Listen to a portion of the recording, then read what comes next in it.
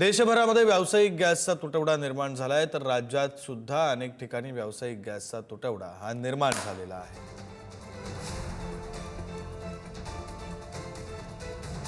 सरकारने घरगुती गॅसच्या किमतीत वाढ केल्याने आधीच त्रस्त असलेल्या नागरिकांना आता आर्थिक अडचणींना देखील सामोरं जावं लागतंय। त्या सर्व बाबतीत ठाकरेंच्या शिवसेनेची महिला आघाडी आक्रमक झाल्याचं पाहायला मिळतंय। बुलढाणा जिल्ह्याच्या मोताळा तहसील कार्यालयासमोर महिलांनी चुलीवर स्वयंपाक करत सरकारचा निषेध व्यक्त केला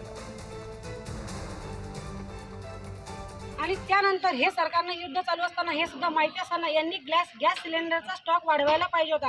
गॅस सिलेंडरचा स्टॉक नसून सुद्धा आज शेतकरी किती परेशान आहेत, आज शहरातील मुलं किती परेशान आहेत, आज शिक्षणासाठी बाहेर गेलेली मुलं त्यांना मेस मिळत नाही, खानावळ मिळत नाही। फक्त हे कशामुळे होत आहे? फक्त गॅसमुळे होते। आज कोणत्याच मुलांना बाहेर जेवण नाही आहे, कितीतरी मुलं परत येत आहे। हे कशासाठी? हे सरकार काय करत आहे? हे सरकारचं लक्ष कुठे आहे? ना प्रत्येक शेतीमालाच्या वेळेस भाव सुद्धा दिला जात नाही। या सरकारचं करायचं काय? खाली मुंडकं वर पाय।